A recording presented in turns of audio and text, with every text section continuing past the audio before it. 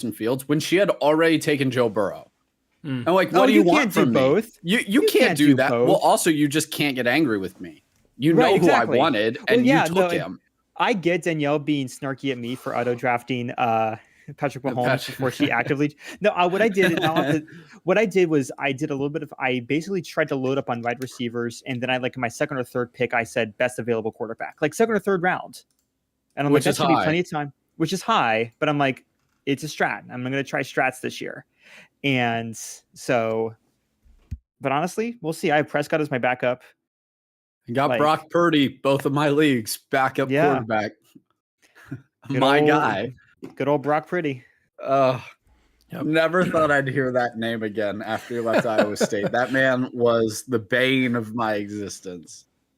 And now I'm kind of almost like, were the rest of his teammates just garbage? Yes. Was it like the problem was he actually good? Like Breece Hall, David Montgomery, Brock Purdy, and nothing else?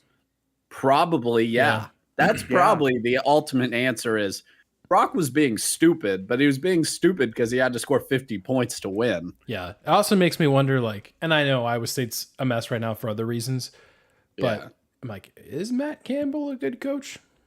I mean, and that's harsh for someone who's had more success at Iowa State than anyone ever. But for all the people that were like, oh, where will Matt Campbell go next? And then like he just stayed at Iowa State. Was it because he wanted to, or because people saw that he wasn't like gonna? I don't know. Like Texas wasn't gonna hire him. Yeah. I don't know. I think next year could be pretty telling for him when you don't have the betting stuff. When they go to Athens and lose. That's fair. But I just mean like next year, you know, you won't have the last second like betting stuff, taking out your players like that's kind of on you, but it's also like you happen to have the one state that's actually investigating. Like we talked about, like if every state was investigating, we'd be getting a player every day, probably at some level that has violated. So I'm not going to hold that totally against him. Anyway. Who sucked last week? I'm going to put you in. I think you sucked last week. I had so many running backs and wide receivers just forget what their job was. I didn't start Brandon Ayuk. Ooh. Yeah. Nice. I mean, in fairness, it was like, I mean, I started Alexander Madison in front of him because usually when I'm like equal, I'm like start the running back. But shoot, man. If I would have lost, I would have been upset. By the way, hello, YouTube. I hate YouTube. I'm setting my fantasy lineup. Nice. Everyone's questionable or just bad. I'm gonna have to see. I'm gonna have to just spend Sunday. I might just take another L this week, and then just spend like all day Saturday and Sunday. Just take the L, and then over the weekends cry about it. And then just play the trading game. Normally, I mean, the joke is that I auto draft and do fine. It's because I tried to game the auto draft system. I should have just let blind fate take me. Like blind fate almost took me to Medvedev. I was really close. We were at a coffee house at 10 at night. The night of the semifinals. And I'm like, oh, hey, that's my guy. He's still in. Oh, he wins. Ooh. I was real close. I was real close. This is why I don't pick tennis because if I would have picked Djokovic, then he would have lost. Right. Well, we're glad you didn't pick Coco, Josh. Thank you for taking one for the team. You're very welcome. I took one for the team. You're welcome. America. Go America. Yeah. Hey, I mean, I thought see what she said. She lost that first set, and I was like, "Ooh, this is not good. This is not good." She lost 6-3, and I'm like, but then she came back, and Sabalenka didn't have anything for her. I mean, it was over quickly. Good tennis. Of course she wouldn't. I picked her. Me trying to watch that while also having quad view on my TV, and I'm like, praise God, it's the international break for soccer, or I would just like my brain would have just quit. It would have been like, nope, too much. Sensory overload will really kick in and get you. That's why we love you, Johnny. Yeah. All right, I think I'm good if you guys are. I think I'm ready to go. All my updates finally installed for all the dumb systems that decide they want to update whatever day we're trying to record that today. Oh yeah, for sure. Check 1, 2, 3. All right, I'm good. I'm good. I'll get it started. Laptop's running cool for once. Nice. We're good. And we're good on my end. All right.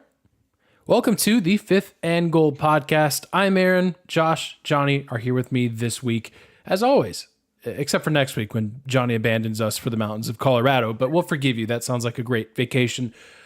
Listeners, you are welcome not allowed in. to enjoy yourselves. No. I'll go say hi to Dion, man. Do you not say you hi should. to Dion? Tell him to take his sunglasses off. We're indoors. No, I'm gonna go in. Well, I will. Actually, I will because I want him to keep winning. So I'll say something insulting. Yeah. Perfect. Speaking of Dion, him feel like he's being disrespected. Well, Josh, I'm glad you brought that up because there was a funny tweet this week, and I don't know. Again, I'm sorry I don't have it pulled up right now, so I don't know who sent it, who gets credit for the joke. But essentially, it was like, Colorado State head coach Jay Norvell walks into his office, grabs his coffee cup, fills it up, but what he didn't realize is how he filled up that coffee cup was disrespectful, and it was hilarious because Dion truly is taking every little thing and making it personal. And to be fair, he's had a lot to pull from. There have been a lot of genuine personal attacks. And that was kind of a joke like, okay, haha, Colorado State, whatever. And then Norvell actually does go and give the comment of like, well, when I talk to adults, I take off my sunglasses and my hat, and which is clearly a personal shot at Dion. And look, I get it's a rivalry, but you did probably what you should not have and thrown more wood into the fire, so to speak. I'll just tell you this, guys, and then we'll actually talk about our weeks and everything else we have. When I saw those comments, I did a quick look at the line and I opened up my Monopoly game and I took a couple Monopoly monies out. And I'm like, yep, thank you. I'll take the Buffaloes at home with game day and big noon kickoff, 23.5 points. Yes, please. Yeah. So anyways. Normally you don't go over those 20 plus spreads, but yeah, take it to the bank, man. Take it to the bank. Yeah. Colorado State already won me money this year by being bad against Washington State at home. So I don't think they're going to get much better at away, even though it's not a far journey to Boulder. Those fans are crazy. Obviously, they beat Nebraska last week. That's kind of how we're opening. So yeah, a lot of college football, a lot of NFL stuff to come on the show today.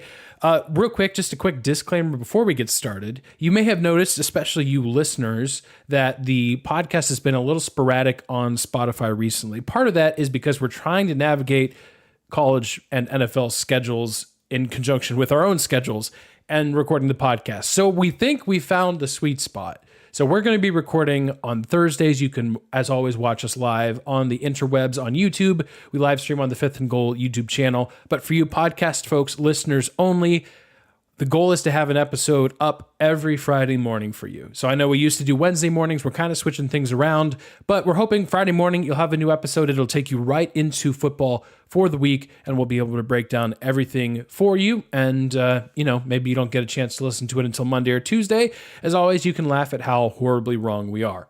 So that's kind of the schedule moving forward. So there's that disclaimer. Josh, what's up, man? I got to say, you look like you are dressed to go to outer space, and I respect it. Yes, thank you. It's finally like a little bit overcast and rainy outside. It's like normal temperatures for the rest of the country. I don't know what y'all are experiencing. Yeah, it's a lovely fall here. 70, 75. Yep. It's beautiful down here, which is close enough for me to pull out my vintage NASA jacket that commemorates the 100th space shuttle flights, which I believe was in October of 2002. Okay. So it's sometimes you just got to celebrate, man. Yeah. You got to celebrate space. I like it. UCF is proud of you, Josh. Thank you. Yep. As they should be. Yeah. Johnny, what's up, man? How's your week? My week is good. Traveling around. I mean, like we already said, going to Colorado next week. Say hi to the Buffs while we're there. I've been traveling around coaching soccer, so I feel like I've been all over the place. Fall is finally upon us. Half marathon this Saturday. Excited for that. I'm ready to go. Like, I feel like I'm just getting ready on the starting line, ready to go. Just feeling good, feeling energized. Good. I mean, that's what football and fall will do to a man, you know? So that's good. I'm glad your week's good. My week is good as well. A little busy, but enjoying the football. We're to the point now where we're fully into the college and NFL schedules. So there's only like a couple days where there's not live football on. And in a couple weeks, even that goes away because our beloved friends at the Conference USA are going to start playing weekday games in October. And we're going to get this stretch of like, I think it's like 59 straight days of football. And that's glorious. And that's worth celebrating. Yep. Just beautiful. Yeah. Take that, mergers. That's right. We'll play on a Monday. How about that? Oh, beautiful. Beautiful. Going back to the Colorado topic that we kind of opened the show with, Austin says, who's joining us on YouTube, we did mention, you can catch us online and see our moderately attractive faces. Do they storm the field 3 weeks in a row, meaning Colorado? Well, they didn't storm it in week 1 because they were on the road, but they stormed it week 2. They beat Nebraska. We'll see what they do week 3. Like, yes, Colorado State's a rivalry game. Storming the field against them does feel like punching down a bit, but also consider where Colorado's coming from, and considering how hype this fan base is, it'll also be a 10 p.m. Eastern time kick. Game day will be there. Big noon kickoff will be there. So all of the energy has been building and building. Week 4, and I'm not trying to look ahead to week 4 too much, but week 4 is a certified banger of a week. Colorado travels to Eugene, Oregon, week 4. Woo. Oh, man. And if that goes well, guess who comes to Folsom Field in week 5? USC.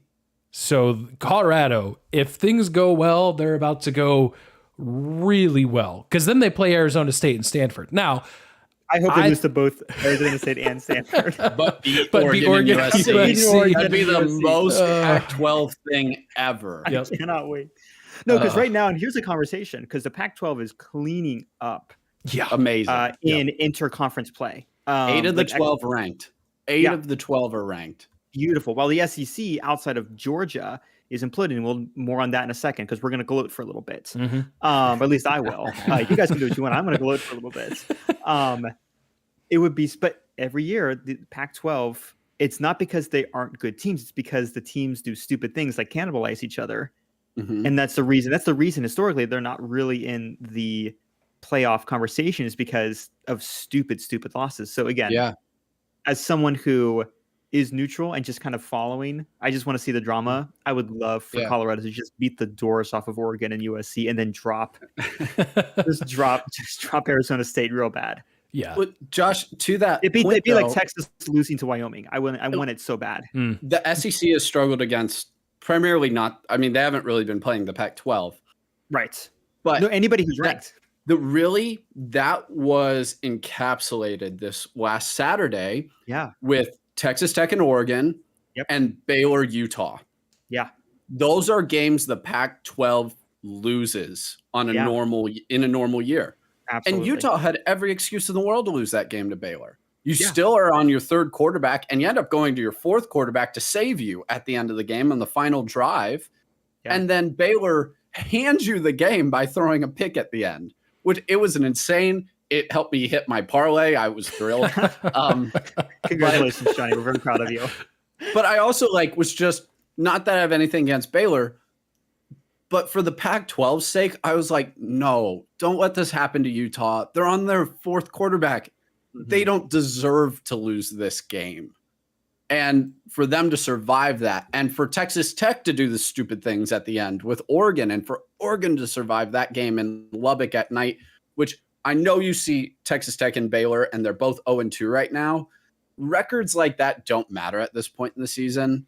Texas Tech is going to be a very good team. Baylor, we'll talk about that maybe later. Yeah. But Texas Tech, that was just a brutal loss to Wyoming early. Oregon's a tough match. Both of them go down to the wire. They're going to be fine.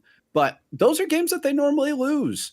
And so for them to find ways to win those games, and for the Pac-12 basically to stay undefeated, I know, Arizona State lost to Oklahoma State. Sure, whatever. They're one of the worst teams in the conference. They can't even go to a bowl game anyway. It doesn't matter. And Mississippi State, who's supposed to really be at least going to a bowl game and competitive in the SEC West. Probably should have lost to Arizona. They were +4 in the turnover margin, and they went to overtime with the Wildcats and could have easily lost. I mean, the Pac-12 has just been absolutely phenomenal. Absolutely phenomenal. The only game that the Pac-12 lost that was like, oh, wow, that wasn't even close, was Stanford losing to USC. So the Pac-12 has done remarkably well. It's been so fun to watch. We didn't even mention Washington State. You know, we got our friends up there in the Pacific Northwest. Yes, another great win.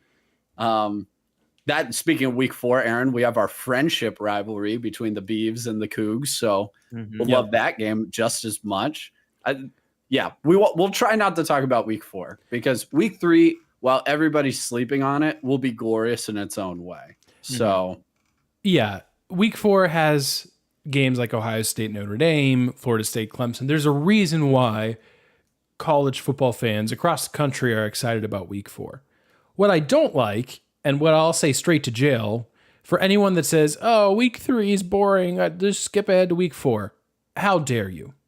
Because number one, you don't know what's going to happen in a college football week. Sometimes the weeks like this that on paper don't have huge college football playoff wild implications, sometimes those turn into chaotic weeks and insane games. And hey, maybe it will impact the playoff situation anyways. Also, number looking 2, at you, South Carolina. Yeah. Looking at you. Number 2, who cares if there's not playoff implications? I hate to tell you this, and I remind you often, college football is far more than the playoff. I know national media would like to disagree, but college football is far more meaningful than just the playoff. You know what's more meaningful than the playoff? Regional rivalries. You know what we have this week? The Backyard Brawl, 7:30 p.m. Eastern Time, West Virginia Pitt running it back after an instant classic last year. We have Miami, Ohio, Cincinnati. It's been extremely lopsided in the Bearcats' favor, but you're talking about the oldest non-conference rivalry game in existence right now. There's other games. I mean, you've got Colorado State. Obviously, it's getting a lot more attention because of Deion and everyone on that team and Travis Hunter, and rightfully so. But that's a rivalry. If you want to get really, really sicko, you've got New Mexico State. Oh, I mean, there's just What time is that game? 8:00, I think. Is it on a real television network, or is the CW broadcasting it? The Mountain West Network, I think, through Stadium is broadcasting it, which is so much better than the Pac-12 simply because you can watch it. Everything's better than the Pac-12 network because you can watch it. That's really honestly, guys, I'm with you on the Pac-12. It's been incredible, and I hope it stays this way. And my own their network and how bad it is. But otherwise, I'm just excited to see, and again, I need to check out the legal ramifications. I'm just excited to see Washington State and Oregon State take sole ownership of all of the revenue generated this year. Yeah. You're not allowed to leave and take the bag of cash out the door with you. The rest of you suck. Yep. That's cheating. Yep. And the judge agrees. So one team we did the rest of the conference to suck it, you guys. You got it. Yeah, for real. I just got that Gmail invite. Good. One team we didn't mention is UCLA. And hey, maybe they won't turn into anything, but good start. Like, you had a couple games that you could have maybe lost. Like Coastal Carolina and San Diego State are no joke for a team essentially starting a true freshman quarterback. And they've passed both tests pretty convincingly. So that conference is deep. It's worth talking about. We'll be talking about it more. We'll talk about it actually right now because there is a game I do want to bring up in the Pac-12 looking ahead to week 3. I know there's obviously a lot we need to get to from week 2. We need to eat some crow about Texas. That's coming up soon. But first, Michigan State, Washington. Washington heads to East Lansing. For those that may not have known, it'd be hard not to know about this story. But Michigan State's going through it a little bit with their head coach situation. So I'm not necessarily going to comment right now on the situation itself just because we don't really know. It looks pretty bad. I'll say that. It looks pretty dang bad. Mel Tucker is not the coach at Michigan State right now and probably will never be. In the meantime, though, there's football for the Spartans to play. They are welcoming in the highest powered passing attack in college football. It did not go well for the Spartans in Seattle last year. And I don't think I expect it to go much better this year. Vegas doesn't either. They've got the Huskies at 16.5-point favorites. I'm curious, though, is there any world in which the Spartans pull this off? Is this kind of become a rallying thing, or is this just a big distraction? Zero? I think zero, which means the Pac-12 is in danger. But yeah, I think because I don't see. Aaron, that secondary has never been good under Mel Tucker. They were marginal at best. Yeah. Anyway, forget about all the extra stuff off the field, which I know you can't. But that secondary was awful year one, even with that really good team that I believe went to the Cotton Bowl. That really good team with Kenneth Walker on it still could not defend the pass. Ohio State massacred that team on the field. Just they didn't even bother running the ball. They're like, your secondary can double team our guys. They're awful. You don't have a chance. Now you're bringing in Washington, who might right now, because of their quarterback, have the best wide receiver room in the country. Wide receiver, it's always subjective because of the quarterback, but because of Michael Penix, it's looking like the best wide receiver room in the country. They have 2 potential first/second round picks in the wide receiver room. They're going to run circles around Michigan State. I just don't even see how. I mean, Michigan State will score some points.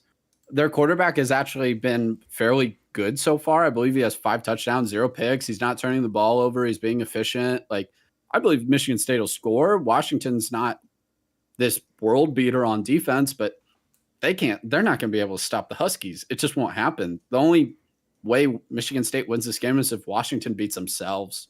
And I don't see them beating them. I don't see them turning it over 4 times in this game and giving the Spartans a chance. Yeah, agreed. I'm kind of with you. I'm eyeing my Monopoly money drawer on that game. I'll say that it's 16.5, but we'll see. Stranger things have happened again. There's no guarantees in college football. Week 3 is guaranteed to be good, even if the games don't look as good on. Stop it. Don't feed into that. Stop it. Week 3 is here. Just enjoy it. It's a trap. Enjoy it. Yep. Week 4 will be here when it's here, and it'll be amazing. Don't get me wrong. Not every game has to be national news for it to be a fun, great game. Yep. This is why we love Maction. Yep. And Fun Belt. Like, it's because of the love of the game. I'm looking at trying to hit an A&M game in a few weeks. Ooh, can we talk about A&M? Yes. Let's do it. Can we talk about Jimbo? We need to talk. Please. Can we talk about Jimbo? Yeah. I will just say as a side note, I did see someone yesterday. Yeah. I was shopping at my local Kroger and I did see someone wear a Beamer Ball t-shirt and I was really excited. That's beautiful. That's all I got. Now that Texas is back, now the we'll SEC. talk about that later. We have to make fun of someone else. And they're honestly, not back until they beat Baylor.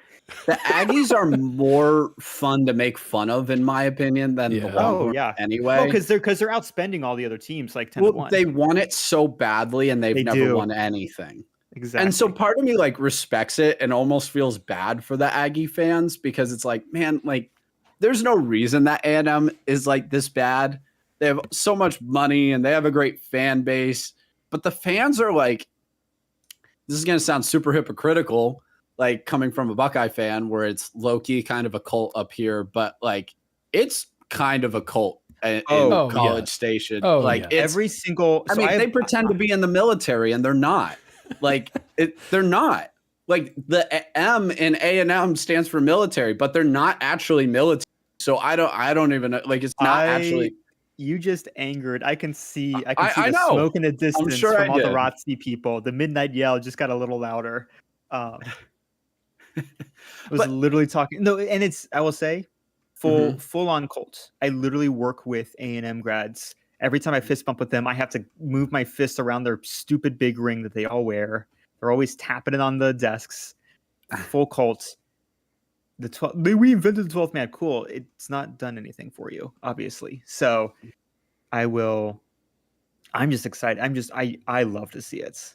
I love to see all the money go to waste. I will say at the same time. What is the buyout at this point now? If I will say $80 million. Yeah. Exactly. No, it's still insane. They're still way in the hole. I read an interesting theory the other day. I think it was Monday. and we'll talk about this, and I guess we're hinting at, eating crow with Texas. I'm happy to eat all that crow. Yeah. But the fact that like Ohio State and Alabama and who else is kind of mid this year? Clemson. Clemson are all kind of mid, is because with all the money that A&M's being like dumping into their program, they're starting to take like just 2 or 3 recruits from every single school, putting them in a place where they're not being used. So it's not like they're great, but they're causing all the other bigger schools to lose just a few recruits, which has started working against them. So I got to dig into that theory a little bit more to see if it's got some merit. But if, overall A&M's pulling maybe, 10 or 15 extra recruits that would have gone to all of these other elite schools, all these other elite schools are right now looking kind of mid. So I'm be curious to see, and which makes it all the funnier that they could be ruining other schools. They're just ruining it they for themselves are also not doing a thing. I mean, you're right, Josh. Their recruiting classes have been insane. Crazy. And yet Miami Absolutely. whips them in the trenches on both sides of the football, just destroys them. Absolutely. Not even a Tyler problem. Van Dyke looked awesome. Oh, Looked good for Miami. Amazing. In front of all 12 Dyke. of their fans, Miami looked great. Yeah, Miami, what is wrong with y'all? Hey, Miami. It's a good team. Thank you. Let's Go talk about it. Support them. Support your dang team. I know it's not on campus. I know the stadium should always be on campus. I get that. That's legitimate. This is the only thing I'll give to them. The game. It's like 35 minutes from campus without traffic. Like Right. I'm not driving an hour either way. If I'm on campus, I'm not driving to go see this. Well, the crazy thing is Miami's A&M, athletic though, department. not Sam Houston State. Like, Right. I get when you're playing like random, like tiny school or FCS school. I get that. Like, I'm never going to get angry at a fan base for like, why aren't you showing up? Like Nick Saban, like, why do you leave at halftime? Well, I don't know. Stop playing the Citadel. Yeah. Like, they're not interested in that. But this is like a big non-conference matchup. You should be all in to go watch the Miami play Texas A&M. I don't get that. The crazy thing is that Miami's athletic director was on ACC Network during the game when they were playing in the Confusion Bowl, and he said, like, hey, like, we're good. It's not necessarily a priority for us to put a stadium on campus. And I'm not going to pretend like I'm sitting in these board meetings in Miami understanding what the budgets are and how much money they've got for what. But come on, to just kind of even cast it aside and say, yeah, we're not worried about that. And then to see how many fans actually bother to show up against Texas A&M. You're right, guys. This team is great. And they could do some damage in the ACC. We talked about Clemson being pretty average. And I know it's a week 1 loss, but all signs point to Clemson being fairly average. And by that, I mean 10-2 and competing for an ACC title. But you get the point. The point is the ACC is up for grabs. Florida State clearly the top dog in the ACC. And I feel bad for Southern Mississippi. That is not a terrible team, and Florida State made them look just terrible. Like the Seminoles are the real deal. And we'll find that out if Florida State takes care of business and goes to Clemson the week following, beats Clemson. Then that might be all she wrote as far as at least one of those teams going to Charlotte at the end of the year. Whether the second team will be a Duke or North Carolina or, I don't know, maybe even a Louisville sneaks in there because they've got a helpful schedule. We'll see. Yep. But Miami is certainly right in that discussion and towards the top of that discussion. So support your team. The Hurricanes are the real deal. They've got some dudes. Obviously, the scary injury to Kinchins at the end of the game was really unfortunate.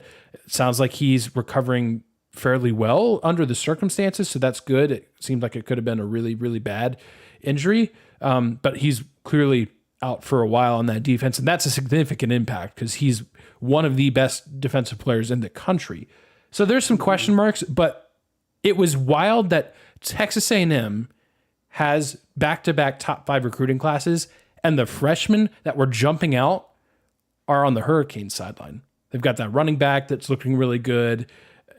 So it's crazy. Good for Miami. It looks like they've got a really solid team. Maybe it's all coming together in year 2 for Mario Cristobal, but I'm with you guys. And I'm stuck, man. That's the problem. Like, they're stuck.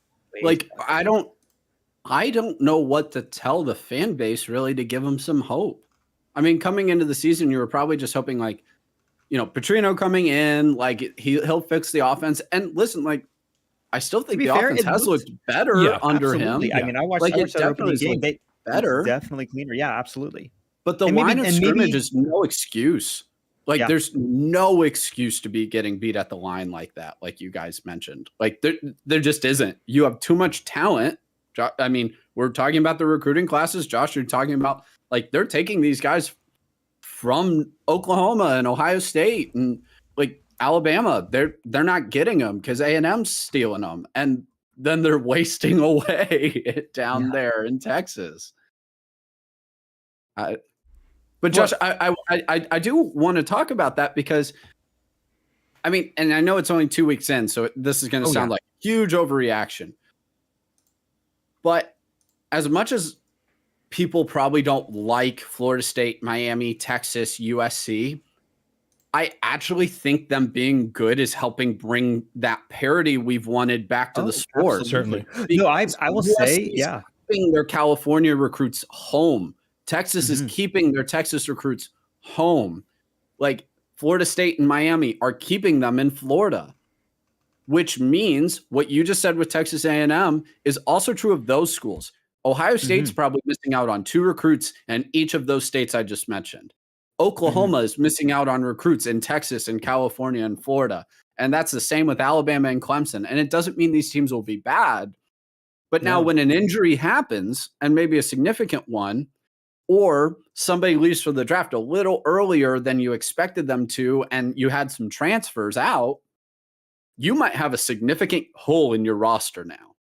Yeah. That would not have existed previously because you would have just been able to just load up the ammunition, stockpile it, be ready to go. How many preseasons have we seen? Oh man, Alabama lost one of their best linebackers and one of their offensive linemen. Maybe that'll matter. Doesn't matter. Never. Now, huge deal. Huge deal now when one of those injuries happen. So as much as like, I'm not a huge USC fan. Like nobody in Big Ten country would really say that they're USC fans, I don't think. Right. It's actually probably better for the sport for them to be hovering at least where they are, because it's just preventing all the powers from stockpiling. And I think it's also preventing like the SEC from just hoarding recruits as well. Where, I mean, look at the SEC right now. Again, we're saying outside of Georgia, and Georgia also, like, guys, I know they won back-to-back titles. Clearly they're not going to be a bad team, but they haven't played anybody.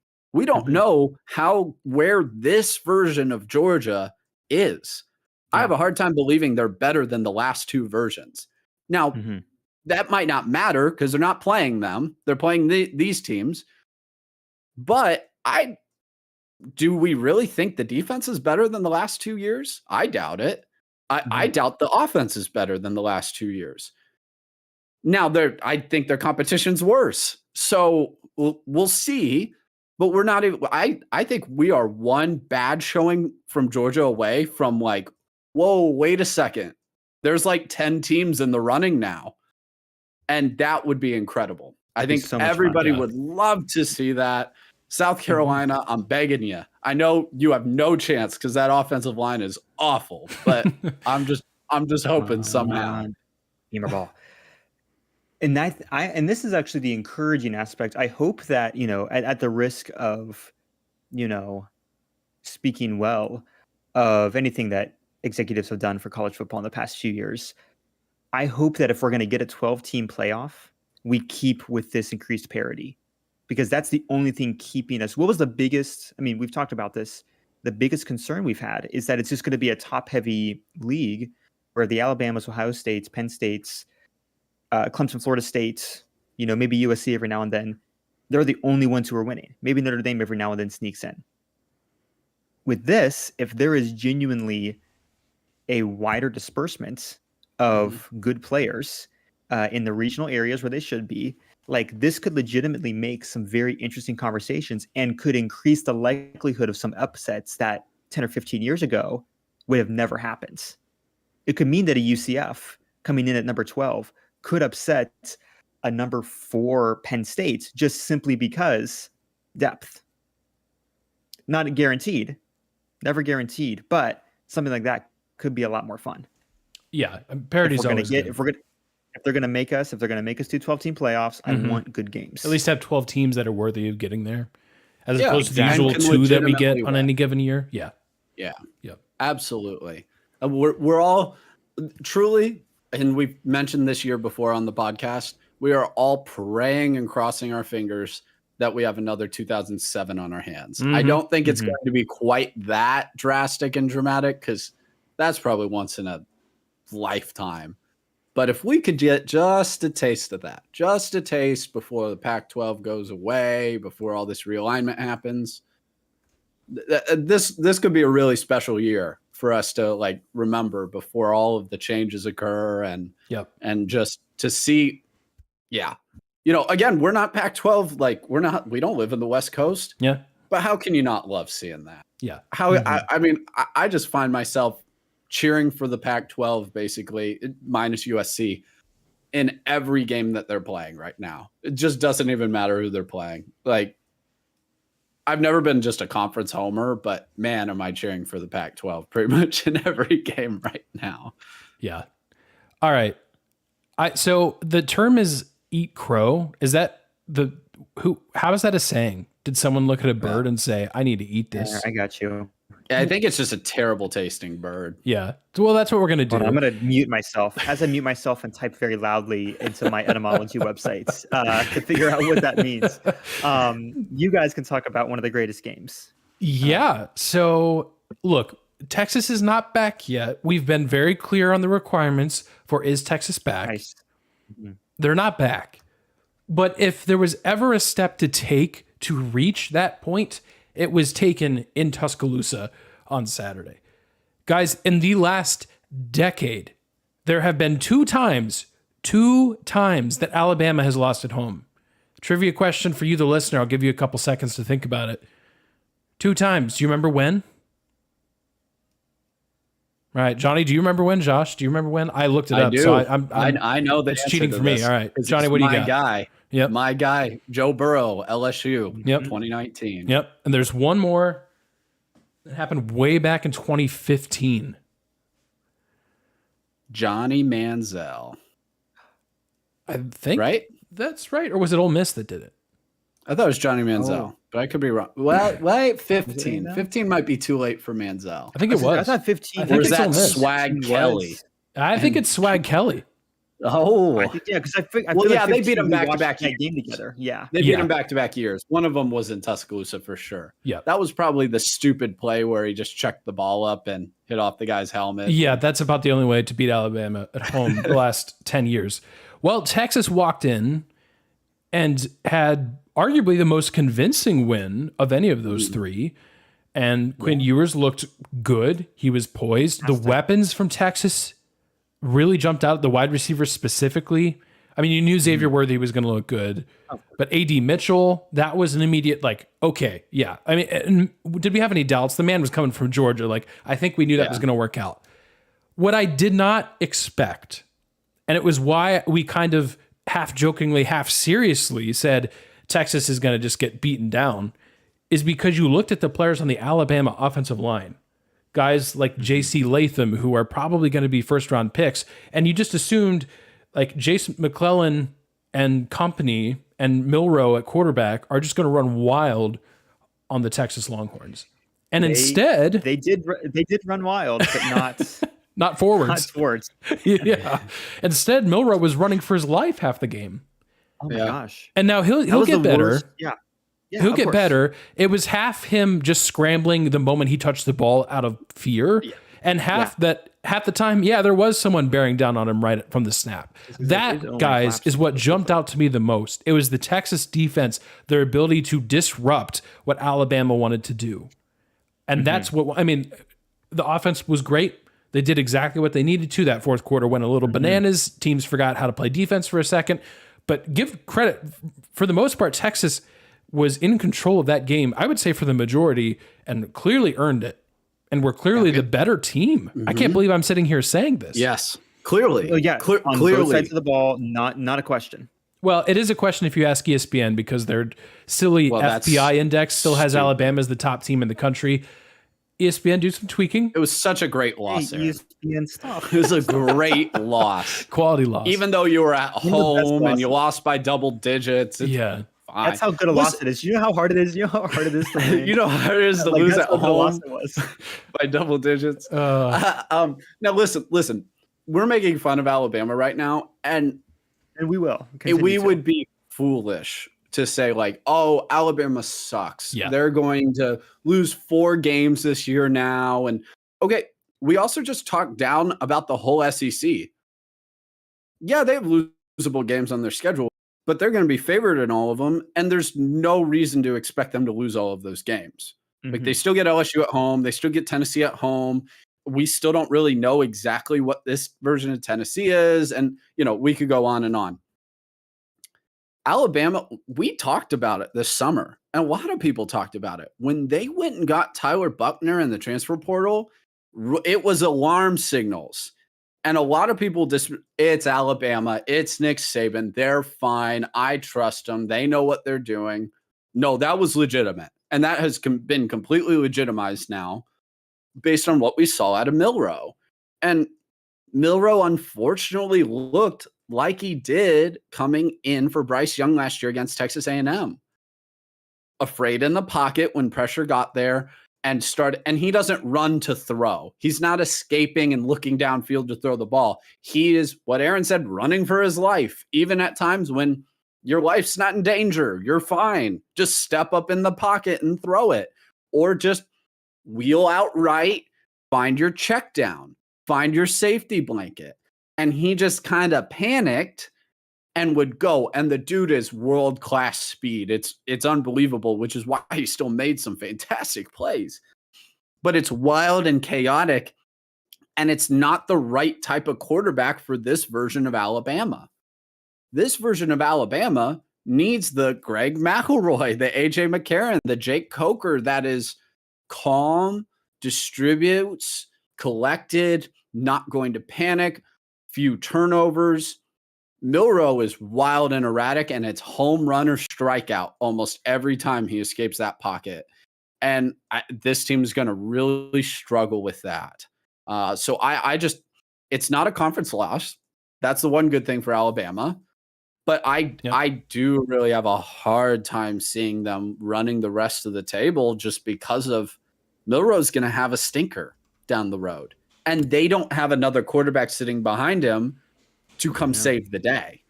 They're all young players, all inexperienced.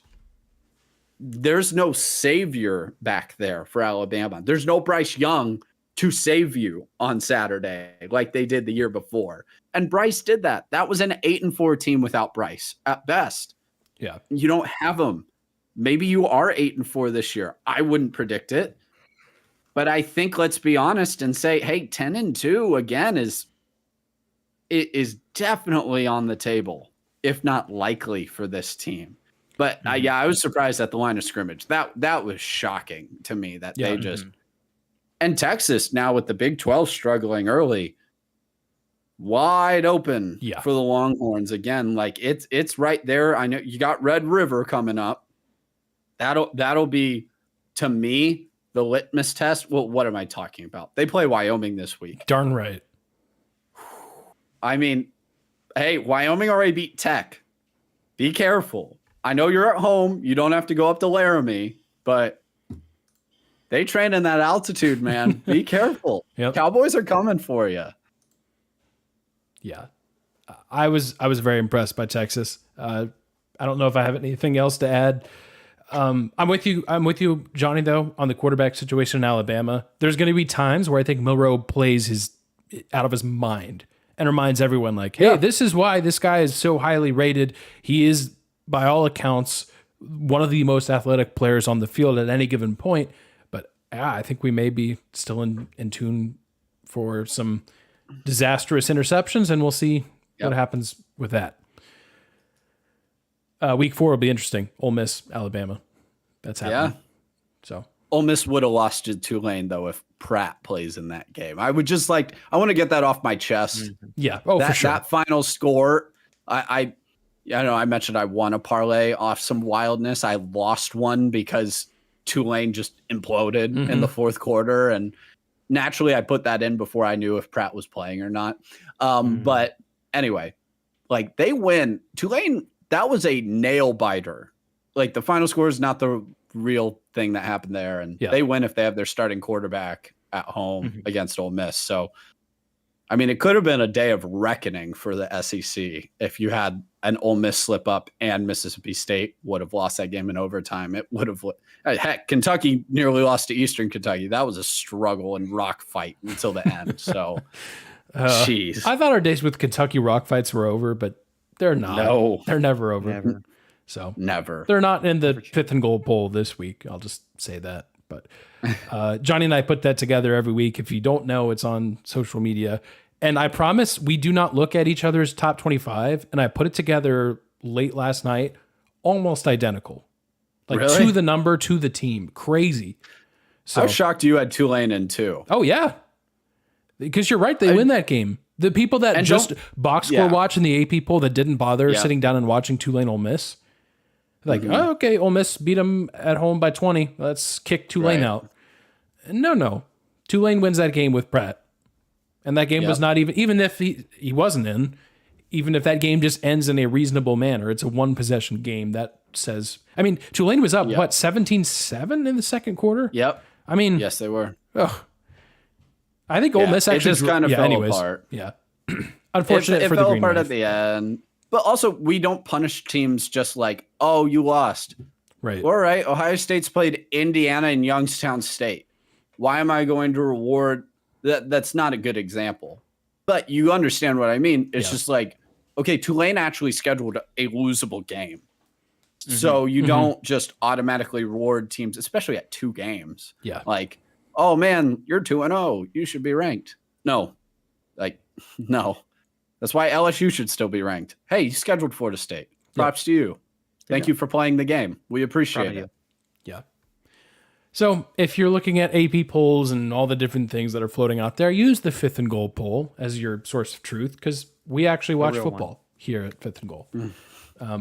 Anyways, before we completely move off the college football topic, I do want to say we do watch college football, and I will actually be in attendance at Lucas Oil Stadium covering Indiana versus Louisville on Saturday. So check out our social media accounts, especially Instagram at Fifth and Goal Sports.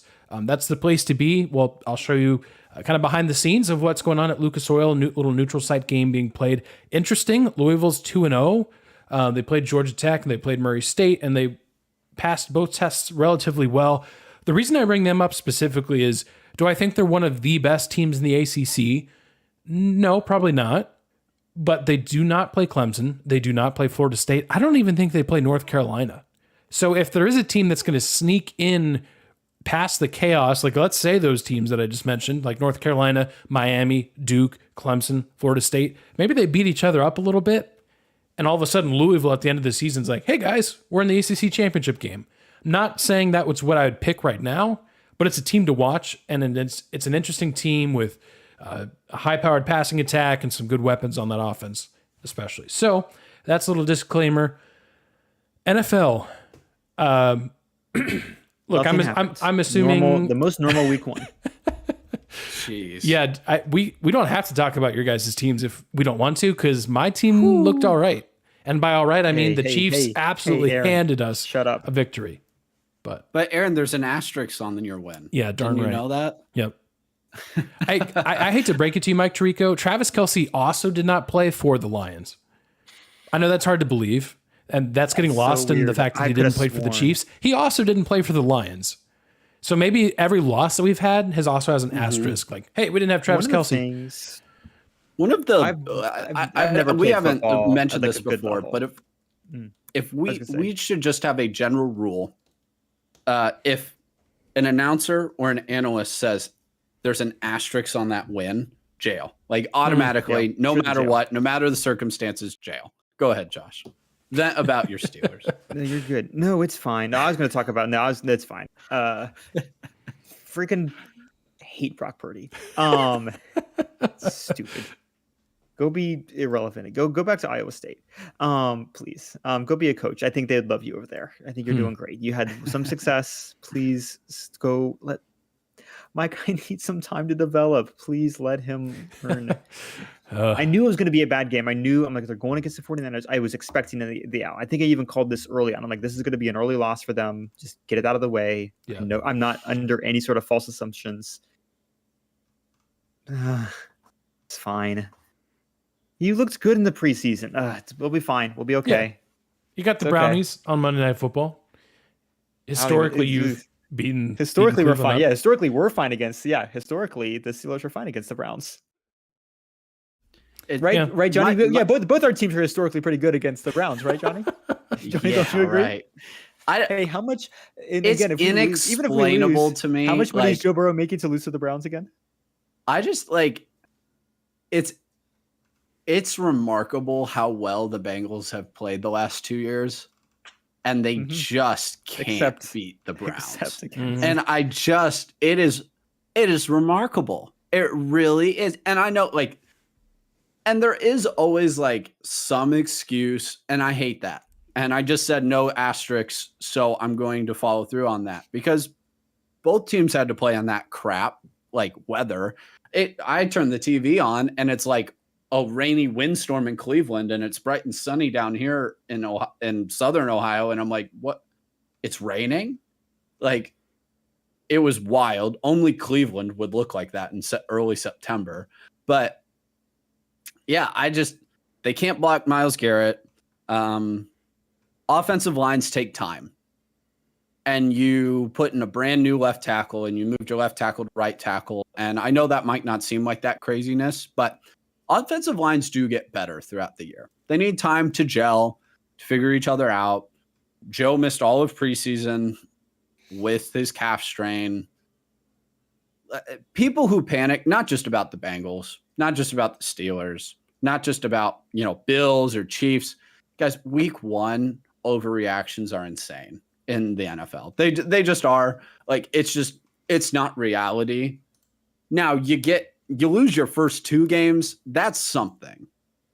Once can be an accident. 2 is something. 3, now you're in deep trouble. So I'm not overly concerned. The schedule doesn't help the Bengals out because they have the Ravens next. And there hasn't been enough time for the Ravens to implode completely with injuries. Not at all. Poor JK, man. That hurt my heart. That just truly, that poor guy. Oh, I mean, that hurt.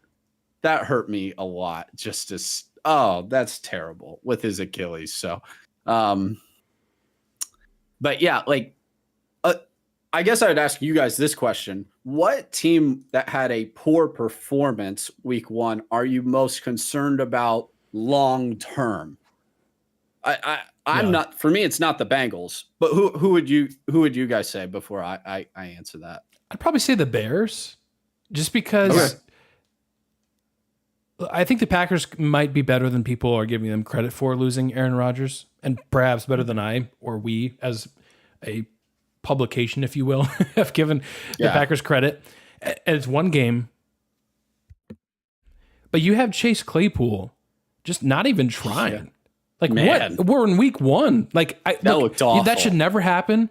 If you're 6-9 going into the last week, the human part of me can kind of get it. Week 1, when you're playing your most bitter rival, to not even bother throwing a block, to not even help out a quarterback who is still trying to figure things out, did not have a lot of time. Sacks are still an issue.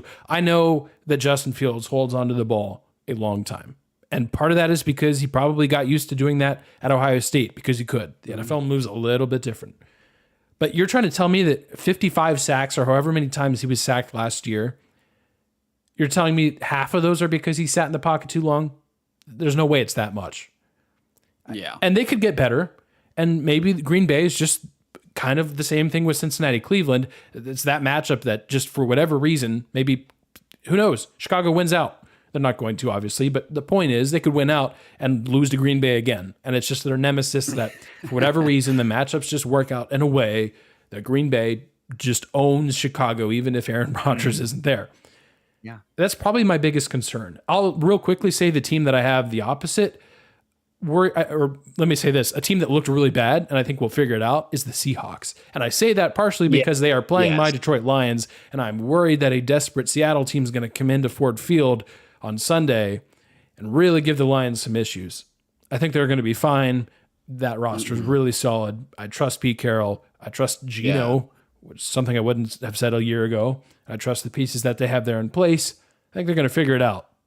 I think the Rams are going to be better this year. They can't not be from last year. But actually, Aaron, that was my most shocking result. Yeah. Like, not obviously there's a 40-0 game on the scorecard. So I'm not saying like score, but just like if you told me who won the game, that was actually the most shocking to me out of all the games. Because no Cooper Kupp.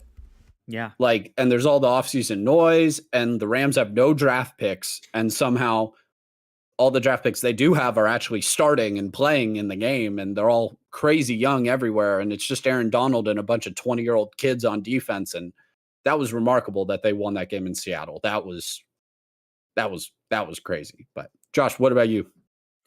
I think for me, just based on, and again, it's week 1 predictions. So yeah, we'll be over. I was shocked at how, unable to do things the Giants were. Ooh. Like the Giants were my pick too. Daniel Jones was that O-line. I think he faced pressure at like 2/3 of his like snaps were under pressure, which is insane. I think it's number 1 for the league, which is fantastic. You love that. 2 interceptions. Like the Cowboys put on a good show, of course, but like they could have done poorly and nothing would have changed in the outcome. Like you don't see blowouts like that. We've talked about this. No. You don't see blowouts like that in the NFL. It's because the talent, again, it's the cream of the crop from college. And so the joke is, Alabama in its prime could have beaten, the Browns or the Jets. No, they couldn't have. Like, it's just a different level of football. Yeah. And so it's just tighter games, just necessarily. You don't see 40-0 blowouts. So I have no clue how you recover from something like that. And on Sunday Night Football, it was you were the standalone game, which makes it like it does make it worse. It does matter that you're the standalone game. Those bets when you're supposed to turn it up. Like it was bad. I have no clue. And I've sat through Bengals Andy Dalton prime time. Like, listen, and this was worse than anything I'd ever seen. Like out of Andy Dalton's Bengals. Like, sorry, Andy, but it's just true, man. I mean, I appreciate the Giants for the early like bedtime. Like, after the half, I was like, I'm done, man. I don't need to watch anymore. Micah Parsons, that Cowboys defense is also nasty. Like, up for maybe the best defense in the league. But Giants are my pick there too, Josh. Like that, I was concerned anyway, because last year looked like to me, like that was the best version of Daniel Jones. And it wasn't that spectacular. It was just good. It was good Daniel Jones. But now you have a whole season of tape of that version with him and Dayball. Now he's more expensive. And yes, that contract kicks in immediately because they didn't give him the 5th-year option. So you have the whole Saquon issue. Everyone was saying, look at Darren Waller. And Darren Waller is awesome, but he literally is never on the field. Talk about injury prone. I hate it, but because he's great, but he's just never there. So, man, I mean, that was bad. I think the Bengals will figure it out. I mean, the Chiefs, you're getting Chris Jones back. You're getting Travis Kelce back. You're going to be fine. The rest of those receivers will start to look better once you get Travis Kelce. I mean, Tony can't look worse than he did. Ooh, man. My goodness. The Lions totally deserved to win that game. But Tony, it was also handed to them at the same time. Yeah. Yeah, Tony there was some playing for the Lions in that game. Like I think he had like a negative rating overall, which is like impossible pretty much. He averaged the chance overall was negative -3 points per pass. That was meaning that if you pass it to him 4 times, they score a touchdown, which is exactly what happens. The other team scores a touchdown. That's exactly what happens. I mean, that's crazy. I mean, I don't know if I've seen a wide receiver like that bad of an outing from one wide receiver. Because most of the time, like, they wouldn't get the ball thrown to them that much, like, if they're having that bad of a day. So, like, yeah, that was crazy. Giants are definitely my pick there, too. Team that I guess I'm not worried about. You said Seattle. I would say, like, obviously the Bengals. I said the Chiefs. No, I mean, those are kind of my picks. I would be actually worried about the Chargers still, too. I know that they lost to a good team in the Dolphins and it was close, but their issues from the previous seasons are still the same issues. Yeah. I saw a stat that I believe Herbert is concerning. 18-4 when his team allows 30 points or less. I mean, that's wild. Like, that's stupid. How can you not help him out? And Aaron, they have one of the most expensive defenses in the league. Yep. Like, it's not like you don't have guys. And Staley's a defensive guy, which is why I don't know how he kept his job at the end of last year. I just don't understand how you keep your job. The offense is fine. Yeah, it's unbelievable. Yeah. Unbelievable. Well, I was probably wrong about the Dolphins. Yeah, it could be. I mean, they're healthy right now. I think that's part of it. Yeah, that's true. It's the health. It's just the health. Yeah, them and the Ravens. Oh, and by no means are we rooting for injuries, but we're also trying to be realistic. And history has shown us that I don't need to tell you. You know how it goes. Speaking of injuries, obviously the big news this week in the NFL was Monday Night Football. It was the big build-up, the highest-rated NFL game in terms of in terms of people watching since, I believe, 2015. So... And 75 seconds later, Aaron Rodgers sits down and he's injured. And then we find out just hours later that it's an Achilles tendon. His season is done. The Jets' season, it feels like for many of their fans that their season is done. They're staring reality in the face of Zach Wilson starting games at quarterback. And look, I actually don't think that's the worst option in the world. Personally, I'm probably I know I am more of an optimist than Jets fans who have watched Wilson play quarterback much more there than I have. That aside, I don't know if we need to even necessarily talk about the implications of how what that looks like moving forward. That's all been covered so much, and understandably so. And another thing that's been covered, and rightfully so, is this turf versus grass thing. Mm-hmm. And maybe Aaron Rodgers has the same injury on grass, but the fact remains that it is statistically far more likely to get injured on turf than it is on grass. The World Cup is coming to the U.S.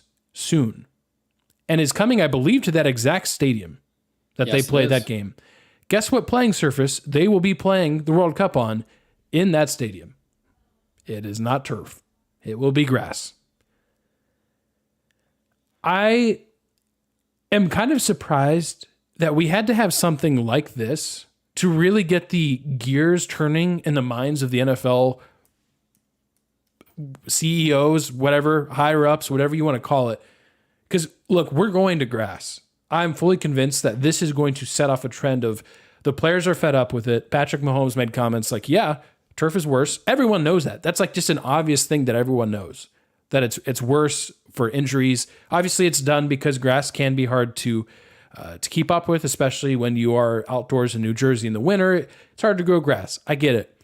But we're at the point where the NFL makes so much money and the technology is advancing to where, like, there's folks in England for their soccer who are basically growing grass in a facility. Like, they're just growing it because they can. And they figured this out already. It's crazy to me that the NFL is just now saying, oh, yeah, maybe this is bad. Maybe we're costing ourselves by having Aaron Rodgers out for the season. It's the same thing, and I'm really not trying to be morbid, but the thing I also thought of this week, another change that some league will have to make, and I'm hoping they do it before it's too late. Pitchers just wear normal hats, right? There's nothing padded about it. And that hasn't, for the most part, been a problem. But I'm telling you, all it's going to take is one player getting hit on a line drive and having some serious ramifications, and all of a sudden you're going to see pitchers wearing like padded helmets, essentially. And I get it. Look, like not every pitcher wants to do that. They're fine with the way it is. They don't want anything to disrupt their rhythm. But it's the same thing. The baseball example I give has far more weighty consequence. But it's the same idea. Be proactive in this if you're the NFL.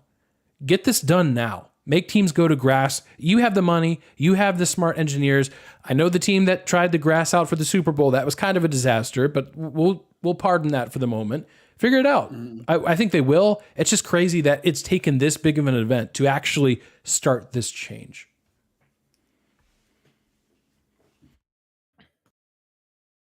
I mean, I played soccer. I played on turf. I played on grass. And I do understand, like, I do think there are some players who do prefer turf, but the only reason they prefer turf is because they believe that it gives them an advantage of speed. That's not a good enough reason when it comes to ACL, because we're talking like soft tissue injuries. Yeah. Like, as bad as it sounds, like it actually would be better if you just broke your arm than tearing your ACL, tearing your Achilles. Like, it would be better. You're going to have a cleaner healing process, and it's going to come back and be the same. Like, your arm should come back and be the same. You break your arm, you break your leg, it should come back and be the same. You tear up your knee like that, you tear up your Achilles like that, especially at Aaron Rodgers type of age, or Dobbins, where this has happened so many times for the poor guy. You're not coming back the same person. You're not.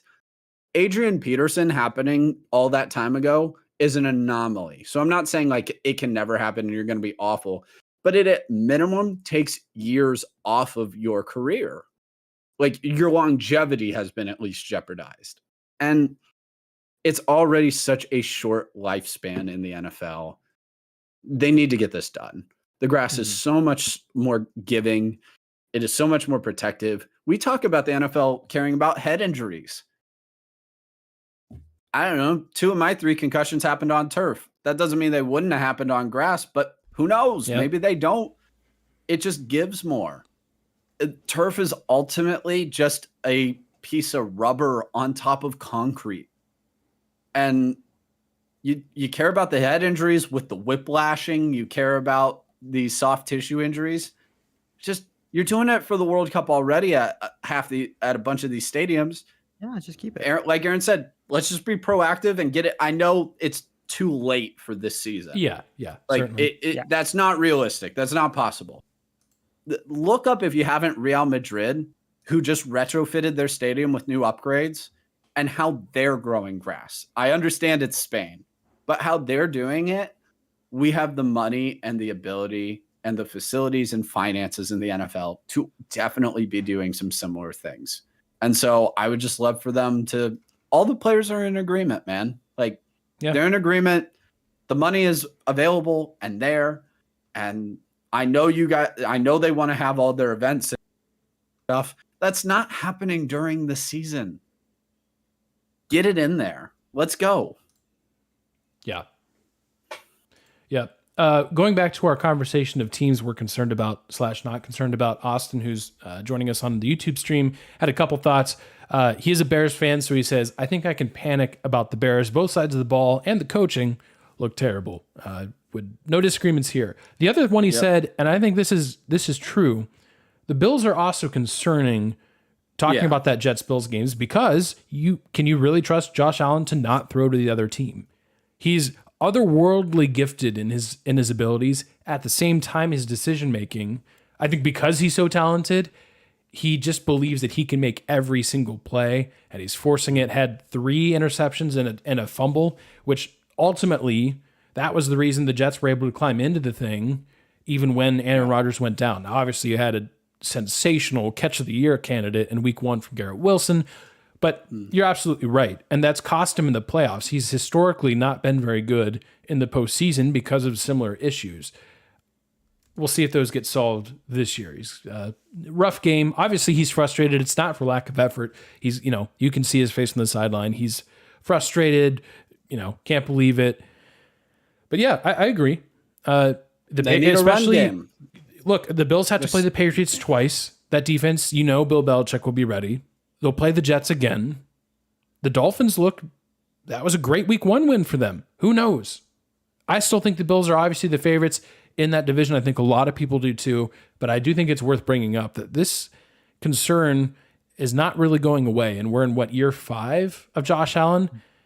No player has more turnovers in that span than Josh Allen does.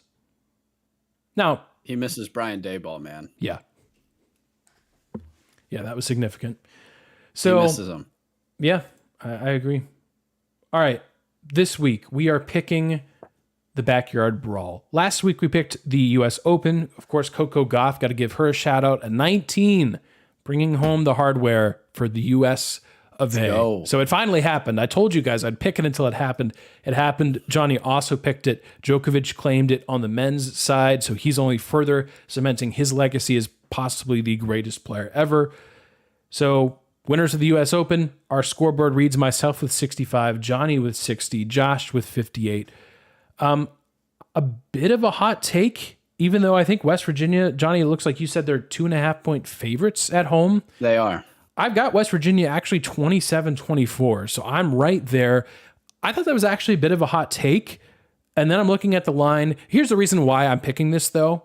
I do think Pittsburgh is the better team, even though I know Cincinnati just beat them last week.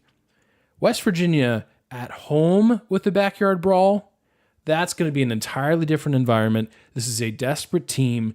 Neil Brown is just on the hottest seat imaginable as far as college football coaches. I think they're going to find a way to win. Mm-hmm. How? I don't know. Probably their 6'5" tight end running back combination that they've got back there. And Donaldson, I love that guy. That's probably how. But yeah, I don't know. That's I'll go with that. West Virginia 27-24. If you are a listener from overseas and you, like me, have gotten a lot of videos on your TikTok accounts making fun of the way that American sports do cheers versus the way UK sports, specifically UK football, does cheers. The stereotype apparently overseas is that the US has only nice, happy little, pump 'em up cheers where the UK just absolutely demolishes you and your family and everyone you've ever loved. If you think that's true of sports, songs. No, I'm not saying their songs are great. One of my favorite is in fact Tottenham. I love it. It's so good. That being said, if you think that's all the US is, I want you to listen to the Backyard Brawl things coming from West Virginia this week. Yeah. And tell me that we don't have a little bit of skin in the game. Like, we go at it. It's 18 to 22-year-olds who are more often than not drunk. We are not always polite, apparently. Shocking. That being said, shocking. I know, I'm surprised, just as surprised as you are. That being said, as soon as I heard the specific chants that I will not repeat on air, that West Virginia is doing a bid, which is really... It's just really good. It's just really good. I can't not pick against them. So, and just for fun, I'm picking not quite a blowout, but I'll do 32-17 West Virginia. Wow. All right. Just for fun. I'm really going back and forth on this. It's going to be a good game, which I'm excited about. Like, ultimately, that's what this game usually is. Last year was amazing. I hope it's the same. I'm sure it will also be an incredible atmosphere, especially in Morgantown. That Pittsburgh loss to Cincinnati really threw me. Mm-hmm. I do think Pittsburgh honestly has overachieved the last few years under Narduzzi. And sometimes you just have a year where you drop back down to earth before you pop back up again. This might be it for Pitt. It's hard to read these teams 2 games into the season. Home field matters a ton, as you guys just mentioned. I still think I have too many touchdowns listed. Like, talk about a rock fight. This is just going to be 2 drunk guys hitting each other, trying to hit each other in the face. Yeah. 19-17, West Virginia beats Pitt. Oh, beautiful. How they get to 19 is a mystery to me, but they get to 19, dang it. And I mean, it's just going to be a bloodbath in this game, and it will be amazing in its own right. I love it. I wanted to pick Pittsburgh just for Phil the Thrill, but I couldn't pull the trigger. So we'll see. Congratulations, Pittsburgh. To avoid our issue where Josh had to be arbitrary and capricious last time, since we are all picking West Virginia, how will we decide who gets the point? Assuming West Virginia wins. If Pitt wins, why are we planning this ahead of time? We need to decide it like in the moment, based like in real time on the show, based on vibes. And it's just the third person who's not in the argument. I mean, it's pretty obvious. I will say this: I've got a 3-point West Virginia win. Johnny, you've got 2. Josh has 15. Yeah. So this is one where like points margin feels like. Let's go. I think points margin is fair. Yeah. Yeah. Unless it's obviously if it's 1917. I will say this: if it's 1917 exactly, Johnny, I'll give you one of my points. I shall also give you one of my points if it's exactly 1917. I love it. 1917, man. I'm gonna go put a bet on that exact score now. Yeah, with my Monopoly money, of course. Yeah. I want to know what your odds are for 1917 exactly. That's got to be some crazy odds. Probably the same as my odds for like Travis Hunter winning the Heisman when I got him at 10,000. Travis Hunter and Heisman are better. It's got to be better. I know. When I got him, it was 10,000 to 1 though. That's crazy. Pretty good. That's really good. So, yeah, nice. Anyway, well, one of the things I was following this week was the turf versus grass kind of debate that's been going on. The other thing is, I'm not usually like I'm a pretty mediocre fantasy football player, pretty mediocre. But I've been off to a really hot start. Won my first 2 weeks of college football. That first time I've done that league pretty handily. I probably should have been doing this a long time ago, and was looking like I was going to go 3-0 in all 3 of my leagues for the NFL. However, I had the Giants kicker on Sunday night.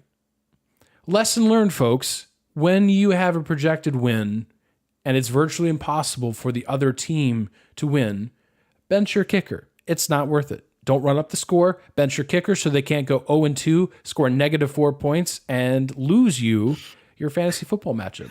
That's the lesson I learned the hard way. I'm not the first person to learn it, but I want to spare you the pain of that. That's what I want to do. Did you see the guy who lost by like 0.01 points? Yep. And the other team was done, and he had Aaron Rodgers left, and obviously he lost. Just brutal. Yeah. I mean, he wasn't the only person that lost, though, Johnny. What else happened because of said injury? Ooh.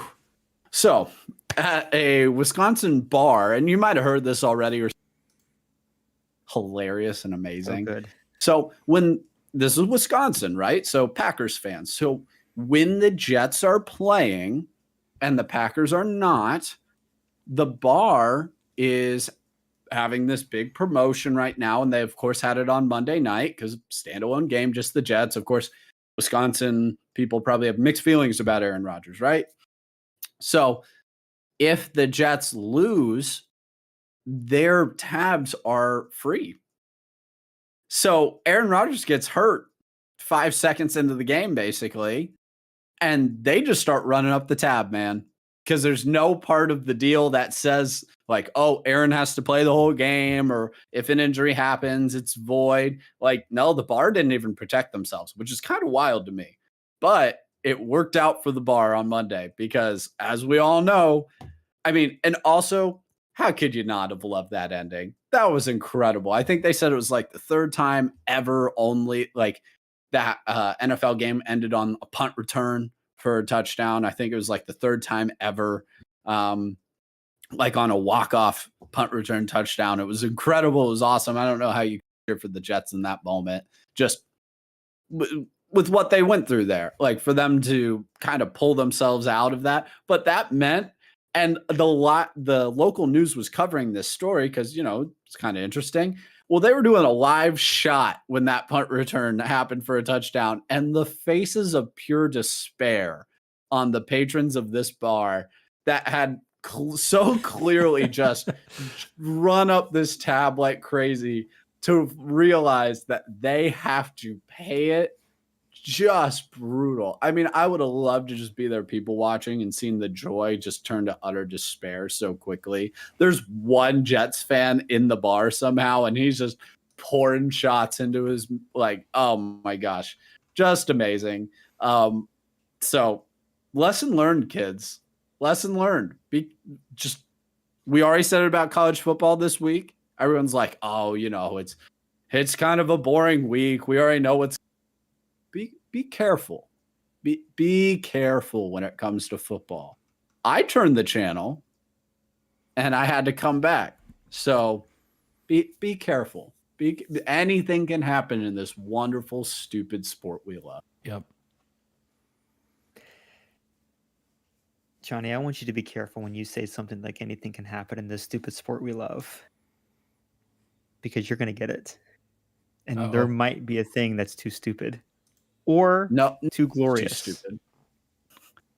Josh, that's a fine line there. I mean, it can. They're very close. They're very close to the same thing especially in college football. Well, we're going to find out. And this is something I'm hoping turns out really well because the concept's interesting. Johnny, last year, do you remember? I forget which game it was. I believe it was the game in Europe they played. That was also like the SpongeBob one if you went to Nickelodeon. Oh, yeah. That was awesome. Right. The slime cannons. Slime cannons. So here's going to be this year's version. It worked out so well last year. They're going to do something a little bit different this year. October 1st, 9:30 a.m. Eastern time. Falcons, Jaguars in, I don't know, the UK, London somewhere, I'm sure. They're going to play a game. Exactly. So you can watch it. You're going to be able to stream it on Disney Plus, ESPN Plus, NFL Plus, all the normals. However, I believe on Disney Plus, I'm trying to remember the specific one. Yeah. Yeah. I saw the promo.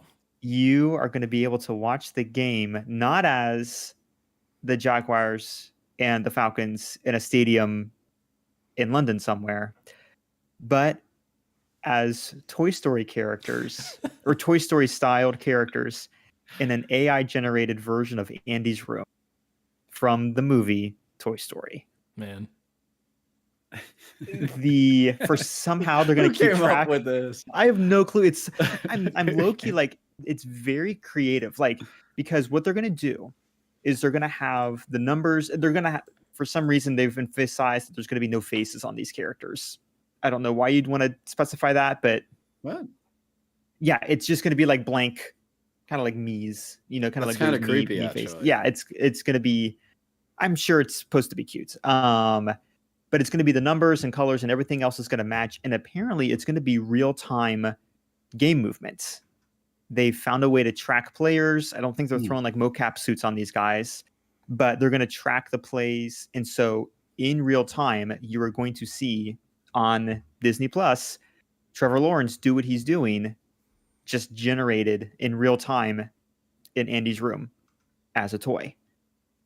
So I don't know how that's going to happen. Immaculate. The memes are going to be fantastic. I don't know how it's going to work. Part of me hopes that it's just 100% just a mess. But knowing the amount of money that Disney pours into this type of stuff, my guess is it won't be, and it's going to be like, for what it is, very well done. So I'm very curious to see what this looks like. Yeah. This is October 1st. Just a classic example of we only were focusing on what we could do and didn't stop to think of whether we should do this. Yes. That being said, I'm with you guys. I'm excited to see what this looks like. You're right. This is an affront to God and man. Yeah. Tune in, please. Tune in with us. They didn't think about the ethics of why. Mm-hmm. This is a classic like board. I mean, you guys, honestly, do you remember this was our sophomore year? I don't think, Aaron, you were part of all of these conversations, but I'm sure we kept you up on this. We had meetings with our dorm to make a themed like quad for our campus Christmas celebration.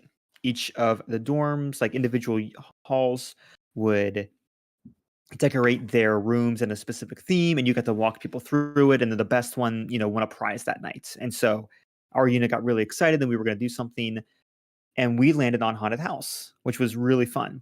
And we spent like 3 hours in what is essentially a boardroom meeting, brainstorming all of these ideas that would have been hilarious to do. We were going to we were going to make custom body bags. I made a horror movie score, or like found horror movie scores that would be really creepy. I stole a black light and a fog machine from my church. And we like had this whole crazy thing. And then we actually do the execution, and it's horrible. Not horrible in that it was poorly done. It was horrible in that no one should have ever conceived of that stuff in the first place. And then as soon as we all realized, like as soon as an outside person came in and was like, hey, this is like genuinely like horror movie stuff. We cannot allow you to do this. We went, oh no, what have we been doing? And I'm wondering if there's been a board meeting between ESPN and Disney and they're going, man, wouldn't it be cool if we did this? Wouldn't it be cool if we did this? And then someone's going to look at it the day of, the morning of, and some low level like tech director is going to go, what have we done? My child is crying at home.